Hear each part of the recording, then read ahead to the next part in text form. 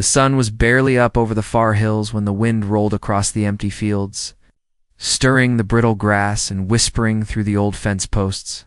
The ranch had grown quiet over the years, too quiet ever since she was buried beneath the cottonwood by the riverbank. The man who owned this land used to talk to her every morning before work, her laughter echoing through the house. Now he only spoke to the wind. The ranch still stood strong, though the paint had long faded from the porch rails, and the barn doors leaned tiredly on their hinges. Every board, every nail, every sound of creaking would reminded him of the life he'd lost. Folks in town said he had gone silent after the funeral. That grief had carved its name into his back and shoulders the way the sun had done to the land. He still woke before dawn out of habit, poured his coffee black, and stared across the plains, as if expecting her to walk out of the mist. He talked to his horse more than he talked to people. He didn't hate company, but company didn't know what to say to a man who'd lost everything.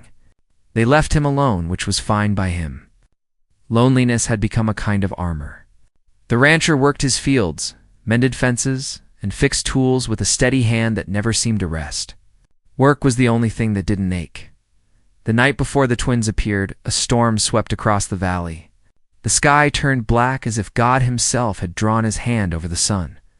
Lightning struck the hills, thunder rolled through the canyons, and rain hammered the tin roof of the old house like it was trying to wake the dead. He sat by the window, boots on the table, eyes lost in the dark.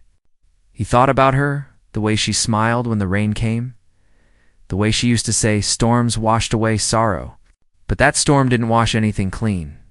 It only brought back memories and a cold ache in his chest that never seemed to leave. The next morning, the air smelled of wet earth and pine. The sky was soft blue, and a thin mist lingered around the corral. He was saddling his horse when he noticed movement by the gate, two small figures standing side by side, half hidden behind the fence. For a second, he thought his mind was playing tricks on him. But as he stepped closer, he saw them clearly, two little boys, maybe 5 or 6, wearing patched-up suspenders and dusty boots, their hair tangled and their cheeks pale from the chill. They didn't speak at first. They just stared at him with the kind of stillness that only children lost in a strange world could have. One of them held a small wooden horse, worn smooth from being carried too much. The other clutched a small cloth bundle against his chest. The rancher frowned, squinting in the sunlight. "You boys lost?" he asked, his voice rough from disuse. They didn't answer. They just looked at each other, then back at him. And then the smaller one stepped forward and said something that made the ground seem to tilt under his feet. "Daddy?" The word hit him like a hammer. For a long time, he couldn't breathe. He just stared at them, his hands tightening around the saddle strap. "What did you say?" he asked, softer this time, as if afraid to hear it again. The boy looked up at him with wide, steady eyes and repeated, "Daddy." The other boy nodded, his small face serious and certain. "Mama said we'd find you here." The first time in years, the rancher's knees felt weak. He crouched down slowly, trying to understand what he was seeing, what he was hearing. They looked nothing like her, yet something in their eyes, something in the shape of their faces, carried a trace of her spirit. He didn't know whether to reach for them or step back. His heart was thundering like the storm that had passed the night before. "Where's your mama?" he finally managed to ask. The boys looked at each other again. "She told us to come here," the older one said. "She said you'd take care of us." His throat closed up. He wanted to ask more, where she was, how they had found their way here. What kind of cruel joke this could be, but the boys just stood there, silent and calm, as if they belonged. He looked past them down the dirt road. But there was no wagon, no rider, no sign of anyone else. Just the empty horizon and the whisper of wind through the grass. The twins were alone. He tried to reason it out. Maybe they were lost travelers. But maybe someone from town sent them. But no one knew his past well enough to weave a lie like this. And yet, their small voices, their quiet certainty, pierced through every wall he'd built around his heart. The rancher took a slow breath and said, "Come inside." His voice cracked on the words. They followed him across the yard, their small boots making soft prints in the damp earth. The house smelled faintly of smoke and coffee. He pulled out 2 chairs by the table and poured milk into tin cups, the same way she used to for guests. The boys sat politely, looking around like they were remembering something. "Mama told us you had a big house," one said. "She said there were horses, too." He swallowed hard, nodding. "There are," he said quietly. "Plenty." When the sun rose higher, he stepped outside again, trying to steady himself. The wind tugged at his shirt, and the world seemed to sway between the past and the present. Those boys were a mystery he wasn't ready for. Every glance at them stirred questions he didn't have the strength to ask. Could she have, somehow, lived long enough to bear them? Could they really be his? Or was fate simply playing a cruel game, reminding him of what he'd lost? He looked toward the hills where the storm had rolled through and saw a small figure in the distance. Or maybe just a shadow, a trick of light. He blinked, and it was gone. The air felt heavy, as if something unseen was watching. He turned back toward the house. Through the open window, he could see the boys sitting side by side, their heads bent together, whispering about something. The sight twisted his heart.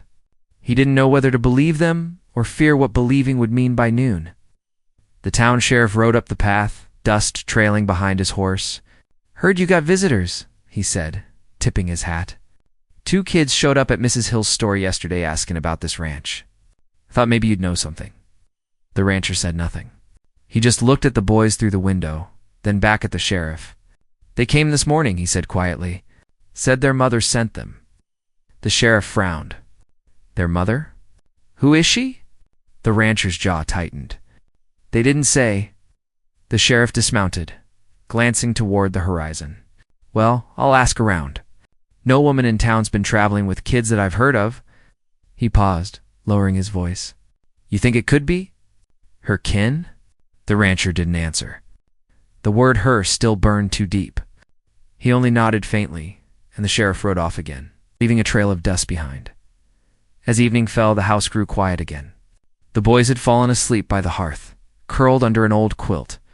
He sat nearby, staring into the fire, every thought circling back to the same question. If they were truly hers and his, then who had brought them here? And why now, after all this time? Outside, the wind shifted. Somewhere in the dark, a horse neighed softly, followed by the faint creak of a gate. He stood up, heart pounding, and moved to the door. The yard lay still under the moonlight, but something in the air had changed, like a memory returning to life. He stepped out onto the porch, the boards creaking beneath his boots, and listened. The night was quiet except for the whisper of the wind and the soft crackle of the dying fire behind him. Yet he couldn't shake the feeling that someone, or something, was out there watching. His eyes searched the dark edge of the fields, and for an instant, he thought he saw her silhouette near the cottonwood by the river. Then it vanished. He took a step forward, the cool night air brushing his face. The world felt suspended, caught between truth and memory. Inside the house, the twins stirred in their sleep, murmuring softly, and one of them whispered her name. The morning came slow, painted in soft gold and silver light. The rancher barely slept, sitting by the window with the rifle across his knees and a head full of questions he couldn't silence. The 2 boys were still asleep near the hearth, their faces calm and untouched by the worries that tore at his mind. They breathed evenly, one turning in his sleep and whispering something that sounded like her name again. He felt a sting behind his eyes, the kind a man doesn't admit to. He stood there for a long time watching the fire burn low, wondering what kind of world could twist itself enough to bring to lost. Children to his door, calling him Daddy. He made breakfast the same way he had for years, coffee strong, enough to bite and biscuits baked hard on the edges. When the twins woke, they ate without fuss, their small hands steady, as if they'd been raised on long roads and hard living. They thanked him quietly and looked around the kitchen, noticing everything: the faded curtains, the empty chair at the table, the small picture frame turned face down near the window. One of them asked if the woman in the frame was Mama. He froze for a second before answering. "Yes," he said, barely above a whisper. "That's her." The boy nodded, his little fingers brushing the wooden edge of the frame, as if trying to feel something beyond the photograph. The ranch had once been a place of laughter and warmth. Back when she was alive, there were wildflowers on the porch and music in the evenings. She used to hum while she cooked, her voice soft but steady, filling the empty spaces between the ticking of the clock and the lowing of the cattle. She loved the land more than most people loved comfort. "This land keeps us honest," she used to say. "It gives what you earn, no more, no less."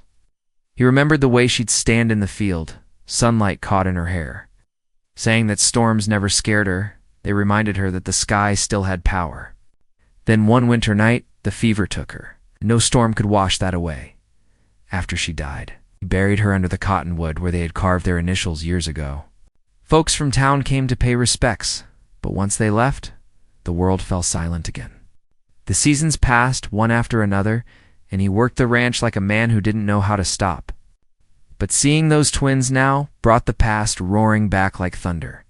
They looked too much like her to be coincidence, the same shade of hair, the same stubborn spark in their eyes. And yet he had no memory of them, no message, no sign that she had ever given birth to anyone after the fever. As the sun climbed higher, he took the boys outside to the corral. The horses stirred as he opened the gate. The twins stood side by side, eyes wide with curiosity, the same way she used to look at the herd when they first started building their life here. "You ever ride before?" he asked. The older boy nodded proudly. "Mama taught us." The rancher froze again. "She did, huh?" he said slowly. The boy nodded again. "She said horses remember kindness. Just like people." He looked down at the dusty ground, his heart twisting in his chest. That was her saying. Every word of it. He lifted one boy up onto the gentlest mare in the corral, guiding his hands to the reins. The way the child sat, calm and sure, reminded him too much of her. He swallowed hard. The other twin watched closely, mirroring every motion, learning quick. There was something hauntingly familiar in the way they moved, not just in how they looked, but in how they carried themselves. Like pieces of her spirit had found their way into two small bodies and come back to test his faith around midday. An old friend rode in from town, a grizzled man who'd worked alongside him since before the war. He dismounted slowly, glancing toward the porch where the boys sat playing with small stones. "Heard you had visitors," he said, tying his reins. "That true?" The rancher nodded. "Two of them." His friend's gaze softened. "They kin?" The rancher didn't answer right away. He just rubbed his hands together, eyes fixed on the distant cottonwood tree. "They say their mother sent them," he finally said. "Said she told them to find me." The old man frowned, studying his face. "And who's their mother supposed to be?" The rancher hesitated, then looked up. "They said her name," he whispered. "They said her." Silence settled between them. The older man took off his hat and ran a hand through his gray hair. "You know that can't be right," he said gently. "She's been gone near 6 years now." The rancher nodded, voice low. "I buried her myself," the friend sighed, glancing at the twins again. "Could be someone's trick, or someone trying to stir old ghosts." "You sure you want to keep him here?" The rancher's gaze hardened. "They're just boys," he said. "They got no one else." The old man studied him for a long moment, then nodded. "You always did have a stubborn heart," he muttered, before turning his horse toward the hills again. As the afternoon wore on, clouds began gathering over the valley again. The wind carried a strange chill, the kind that made the hair on the back of your neck stand. The twins were quiet that evening, sitting close together by the fire. They whispered to each other in a tone that made him uneasy, not because of what they said, but because of how they said it. It was calm, almost knowing, as if they understood something he didn't. At one point, younger one looked up and asked, "Daddy, are you sad?" He froze, caught off guard. "Why would you ask that?" The boy tilted his head. "Mama said you'd still be sad when we found you, but she said we'd fix it." The words hung in the air like smoke. He didn't answer. He couldn't. He just stared at the fire and felt the ache in his chest deepen. They talked about her as if she were still somewhere not gone, but waiting. "She said we'd see her again," the other boy added softly. When the stars come out, his stomach tightened. He wanted to believe in miracles, but he'd spent too many years burying them. Still, something about those words gnawed at him, something that refused to let go. That night, after the boys had gone to sleep, he stepped out into the yard. The moon hung high, silver and cold. The cottonwood tree swayed gently in the wind. He walked down to it, boots crunching on the frosted grass. The name carved into the bark was still there, hers and his, side by side, half faded, but not forgotten. He stood there for a long time, staring at the grave below. "What did you do?" he whispered to the quiet air. "If this is your doing, give me a sign." The wind answered with a low sigh, brushing past his face like a touch. He closed his eyes, feeling the sting of it deep inside. When he turned to go back, he saw footprints near the edge of the path, small ones, freshly pressed in the dirt. He followed them with slow steps, his heart thudding in his chest. The tracks led not to the house, but toward the barn. He pushed the door open, the hinges creaking. Inside, the lantern light flickered weakly. The twins were standing by the stall, their little faces pale in the glow. "What are you doing out here?" he asked, his voice sharper than he meant. They turned toward him calmly. "We heard her," the older one said. "Mama's voice. She said she's close." He felt his blood run cold. "You must have been dreaming," he said, kneeling beside them. "There's no one here but us." The boys shook their heads. "She said she'd come when the river glows," the younger one whispered. He opened his mouth to speak, but no words came. Outside, a low rumble of thunder rolled across the valley. The storm was coming back. He took their hands gently and led them inside. As he tucked them into bed, the wind howled against the windows, making the old house tremble. When the fire died down, he lay awake in his chair, listening. The ranch creaked with the shifting wind, the same way it always had. But beneath that, there was something else, a faint hum, like a woman's voice carried on the breeze. He rose quietly, stepping to the window. The cottonwood was swaying under the moonlight, and for a heartbeat, he thought he saw her again, standing beneath it, her hand resting where their names were carved. Then a flash of lightning lit the sky, and the image vanished. He stood there long after the thunder faded, the words of the twins echoing in his mind. The river glows. The storm deepened outside, rain beginning to fall in steady sheets.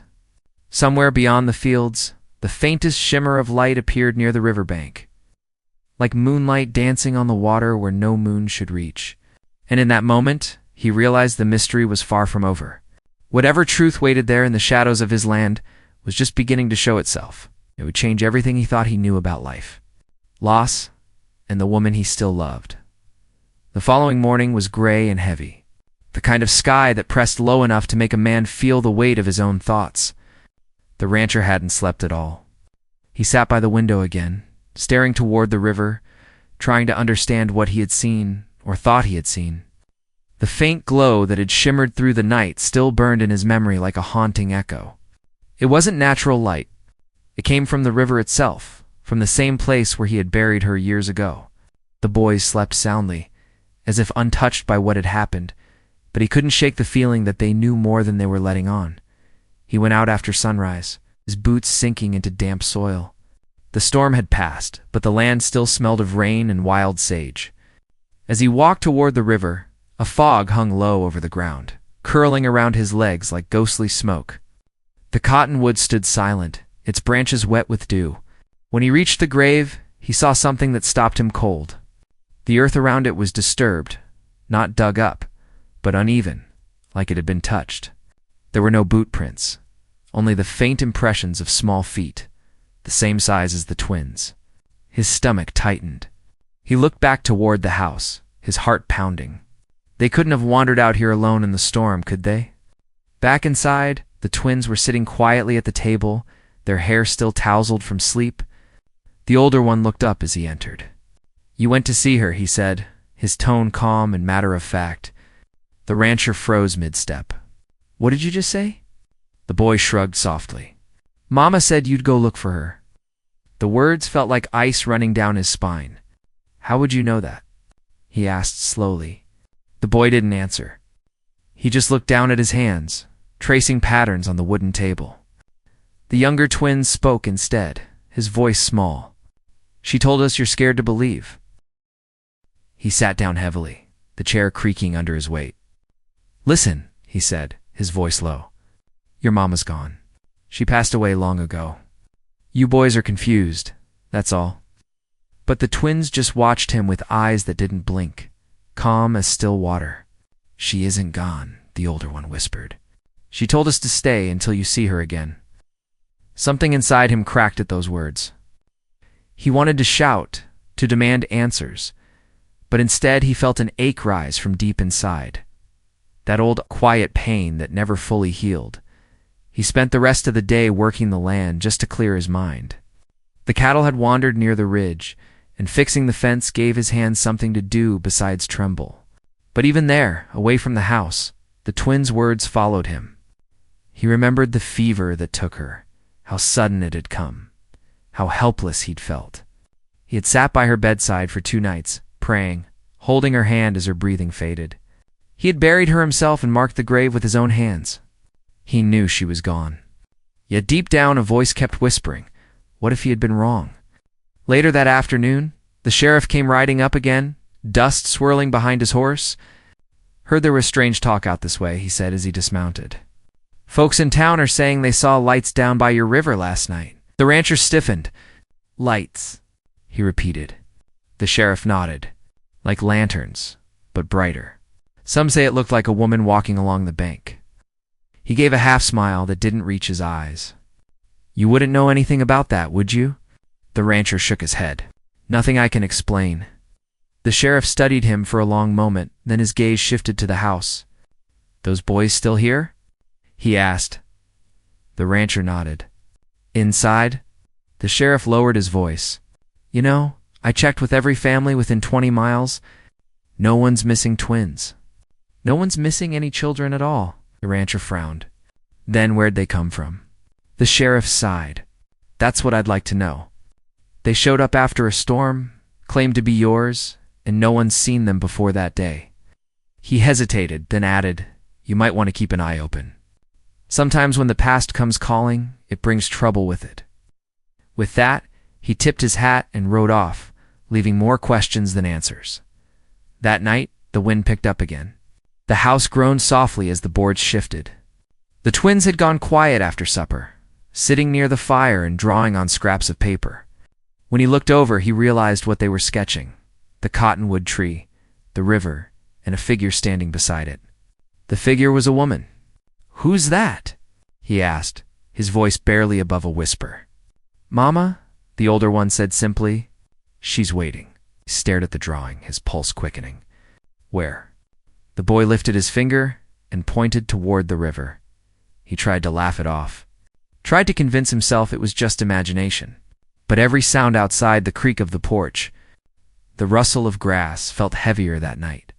He kept the lamp burning longer than usual. Around midnight, the wind died down, and silence filled the house. He had just started to drift off when a faint knock echoed from the porch. Not hard or hurried, soft, deliberate, almost like someone who already knew they belonged there. He froze. The twins stirred slightly but didn't wake. The knock came again. He grabbed the lantern and walked slowly to the door. When he opened it, no one was there. The night stretched out, pale and silver under the moonlight. The air was still, except for the faint sound of the river running. Then, out of the corner of his eye, he caught a glimmer of figure by the cottonwood. His breath caught in his throat. The shape was faint, almost like mist taking form. It stood there for a moment, unmoving before fading into the fog. He shut the door slowly, his hands trembling. He knew he hadn't imagined it. By morning, he decided to ride into town. He needed to clear his head to speak to someone who might help him make sense of all this. He saddled his horse while the twins watched from the porch. "You don't have to go," the younger one said softly. "She doesn't want you to be afraid." He tried to smile, but it came out weak. "I'll be back before dark," he said. "Stay inside, both of you." The older one nodded, though his expression carried something far older than his years, a quiet understanding that unsettled him deeply in town. People gave him strange looks. Rumors had spread fast. Some whispered that he'd lost his mind, others that the ghosts of the valley were walking again. He ignored them and went straight to the old church. The preacher, a man who'd known his family for decades, greeted him at the door. "You look like you've seen a spirit," he said half-jokingly. "Maybe I have," the rancher replied, and told him everything, the twins, their words, the lights, the voice. The preacher listened carefully, his expression unreadable. When he finally spoke, his tone was cautious. "There are things in this land older than any of us," he said. "Sometimes the dead linger when love is left unfinished. Maybe she's trying to tell you something." The rancher shook his head. "I buried her, Reverend. I saw the life leave her." The preacher nodded slowly. "Maybe you buried her body, but not her promise." Those words followed him all the way home by the time he returned. The sky had turned strange again, streaks of red and violet bleeding into the horizon. The house was quiet, too quiet. He called for the twins, but there was no answer. Their chairs were empty, the fire cold. His heart slammed in his chest as he rushed outside. Small footprints led down the path toward the river. He ran faster than he had in years, his boots pounding against the earth. When he reached the cottonwood, the sight before him nearly brought him to his knees. The twins were standing at the edge of the glowing water, hand in hand, staring into it as if it were a mirror. He shouted their names, but they didn't move. The glow pulsed brighter, casting their faces in an otherworldly light. "Get away from there," he cried, but they only turned to look at him. "It's all right, Daddy," the older one said softly. "She's here." And then, through the shimmer of light on the river, he saw her face, clear, gentle, and impossibly real. She looked just as she had before the fever, her eyes full of quiet sadness. His breath caught, and the world tilted again. He took a step forward, then another, torn between fear and longing. The twins didn't move, their small hands still clasped. The glow from the water began to fade, and her face along with it. "Wait," he called out, voice breaking. But the only answer was the whisper of the wind through the cottonwood leaves. The same sound it made on the night he buried her. The boys turned back to him, tears streaking their faces. "She said, 'You have to remember what you promised,'" the younger one said. She said, "It's not over yet." He knelt in the dirt, his hand shaking as he tried to steady his breath. "What promise?" he asked. But neither of them answered. They just looked toward the river again, where the faintest shimmer still rippled across the surface, a reminder that the past, no matter how deeply buried, wasn't done with him yet. The nights grew longer after that. The rancher stopped sleeping altogether, afraid that if he closed his eyes, the river would start glowing again, and he'd lose what little grip he had left on reason. The twins hardly spoke now, yet their silence carried weight, as though they were waiting for something they already knew would come. The cattle began acting strange, restless, spooked by shadows that weren't there. Even the horses refused to drink from the river. It was as if the land itself had begun remembering something it had been trying to forget. He spent the days, working harder than ever, fixing fences that didn't need fixing, chopping wood long after sundown, anything to keep his mind from circling back to that night under the cottonwood. But no matter how hard he tried, it's the sound of their voices, she said, "You have to remember what you promised," echoed through his thoughts like a curse. He didn't even know what promise they meant. Yet deep down, he felt the pull of something unfinished, something buried as deep as her grave. One evening, while checking the cattle near the ridge, he found tracks, hoofprints, wagon wheels, and smaller ones, like someone had come through the night before. They led toward the north, past the dry creek bed. The sight unsettled him. No one traveled this far without reason, and the prints were too fresh. He followed them a while, the sky burning orange behind him until they vanished near the rocks. That was when he saw a tan, old, weathered cross, half buried in the dust. It wasn't hers. It marked another grave. He crouched down, brushing the dirt away. There were initials carved into it, faint but clear. His breath caught when he saw her first name scratched there beneath another man's. He stood frozen, staring, his heart hammering. Whoever buried this had known her name. When he returned home, the twins were standing by the porch, waiting. The older one looked up and said quietly, "You found it." The words hit him like a blow. "Found what?" he asked. The boy's gaze didn't waver. "Her secret, The rancher's hands clenched at his sides. "What do you know about that place?" The child hesitated before answering. "Mama said not to be angry when you find out." He couldn't bear hearing more. That night, he sat outside with a lantern, the air thick with dust and crickets. Every part of him wanted to ride back to that grave and tear it open, to prove there was nothing there that could shake what little faith he had left. But another part, the one that still carried her memory, held him still. He kept his eyes on the horizon, where the faint shimmer of the river caught the moonlight. The cottonwood stood like a shadowed sentinel against the night. Somewhere in the distance, a coyote cried. Just before dawn, he woke to the sound of the twins whispering near the fireplace. Their voices were low, rhythmic, almost like a prayer. "She said it's time," one of them murmured. "The river's calling." He rose quietly and stepped closer. "What are you saying?" They looked up in unison, their faces calm, unafraid. "She's waiting at the water," the younger one said. His stomach tightened. "You're not going anywhere near that river again," he said, his voice rough with fear, but they didn't answer. They simply turned their gaze toward the window, where the first light of morning painted the curtains pale gold. That day, he worked near the barn, but kept checking the house every few minutes, half expecting them to vanish again. He tried to keep them close, fed them, talked to them, even showed them how to mend a fence. They followed his every move, silent and watchful, as if memorizing his face. When the evening came, the wind began to rise, carrying the scent of rain. Dark clouds rolled over the valley. The air felt charged, alive, like something was building beneath the surface of the land itself.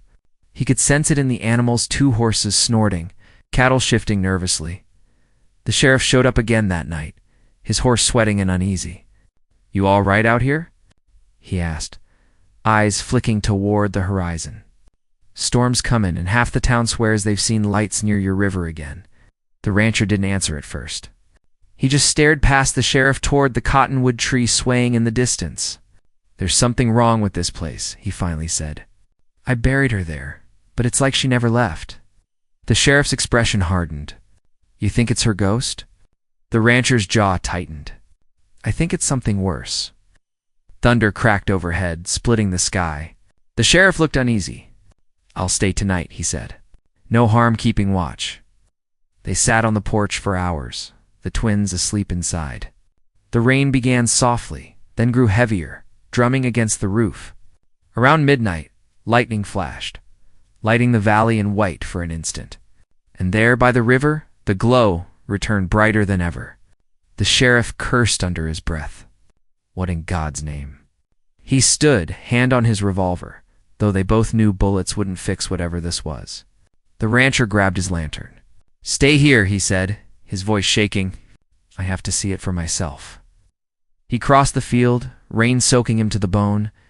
The closer he got, the stronger the light grew, until it felt like walking into a dream. The river shimmered like molten silver, and beside it stood that same figure clearer now. Face unmistakable. Her, the woman he had buried.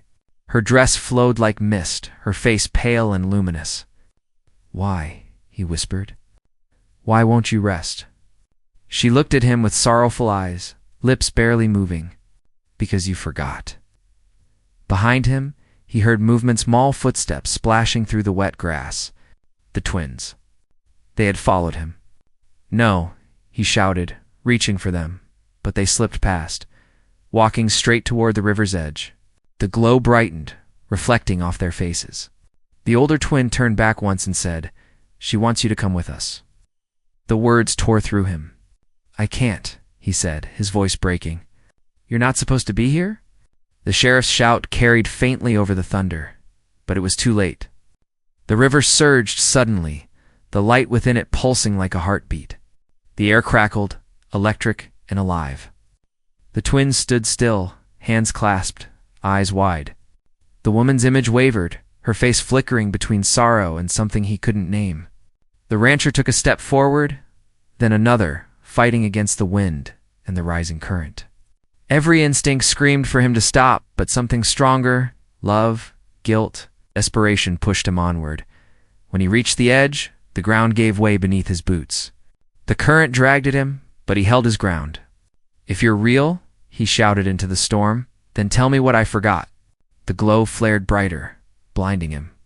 For a moment, everything went silent except for the pounding of his heart. Then her voice came, soft but unmistakable, rising above the wind. "You promised you'd never leave." He stumbled back, breath catching in his throat. "I didn't," he said, his voice cracking. "You left me." The river answered with a roar, waves crashing against the banks. The twins cried out as the water reached their knees, but they didn't move away. "She said it's the only way," one of them shouted over the thunder. The sheriff's lantern appeared far behind, his voice faint, yelling for them to come back. But the rancher couldn't move. He stood caught between two worlds, one he could see, and one that seemed to be pulling him under.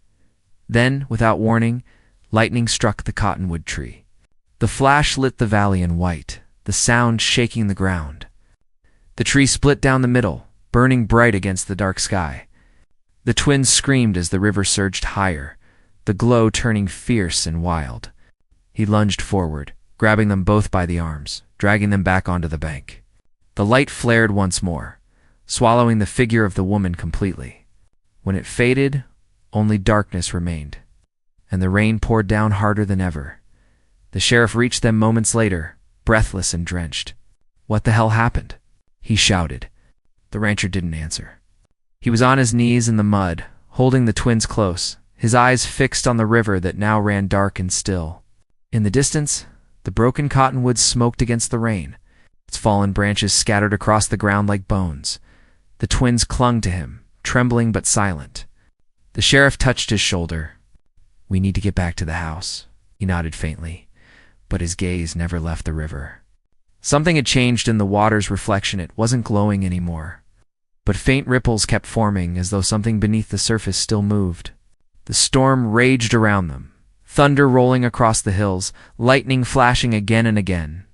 And somewhere deep inside, the rancher knew this wasn't over. As he carried the boys back to the house, he could still hear her voice. Not in the wind, not in the rain, but inside his own mind, quiet and cold. "You promised." The words lingered, sinking into him like the weight of the storm itself. And as the door closed behind them and the wind screamed outside, he realized the real battle hadn't begun yet. Something was still waiting in the dark river, something that would not rest until he remembered everything. The storm eased by dawn, but the valley didn't feel calm. The world outside seemed washed clean, yet beneath that quiet stillness lingered something heavy, like breath held too long. The rancher sat by the fire, soaked clothes drying by the hearth, the twins curled beside him under a blanket. The sheriff had left before sunrise, promising to check back after the floodwaters went down. But deep down, the rancher knew no lawman could explain what he had seen. There was no crime to chase, no outlaw to catch, only a truth buried beneath grief, waiting to be faced. When the light crept through the curtains, he finally looked at the boys.